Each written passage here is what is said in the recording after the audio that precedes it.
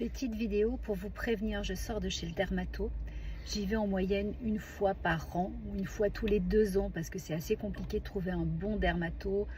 Un dermato qui ne nous dirige pas vers tout ce qui est esthétique, chirurgie esthétique. Et donc ça y est, j'en ai trouvé un et enfin, voilà, on passe à l'acte. C'est-à-dire qu'avec l'âge, votre peau va faire des petites excroissances de chair. Et donc ils viennent de tout me les brûler, donc du coup je vais avoir des cloques partout. Bon, ça c'est pas grave, donc ils vous les brûlent à la neige carbonique comme on brûlait quand on était jeune les verrues.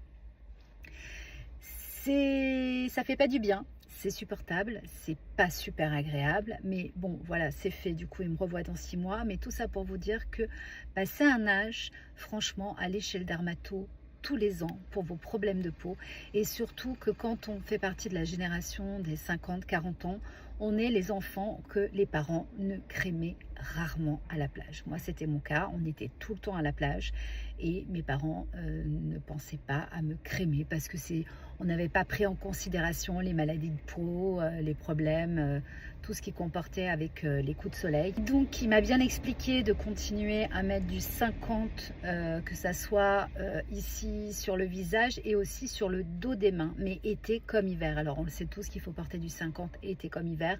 L'hiver, si vous faites partie de la même team que moi, je le fais pas régulièrement. Et sur les mains, c'est vrai que j'y pense jamais et ça évite justement d'avoir des taches et d'abîmer les mains.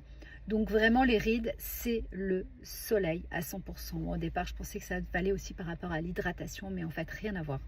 Il m'a bien précisé que c'était dû au soleil. Alors forcément, quand tu as fait ta routine, ta skincare et que tu t'es maquillée, souvent tu oublies de mettre de la crème solaire, et il m'a conseillé un truc que je ne connaissais pas. Alors je ne suis pas payée pour vous parler de ce produit, hein.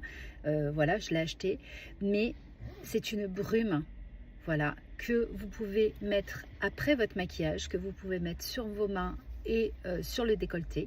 C'est pas gras, ça tient vraiment très très bien et ça rentre dans un sac. Donc ça, c'est super pratique. Donc voilà, si vous cherchez une brume solaire qu'on peut mettre après le maquillage, je vous conseille celle-ci. En plus, elle est mate, vraiment pas grasse et elle rentre dans le sac. Voilà, c'était le petit tips du jour. Bisous!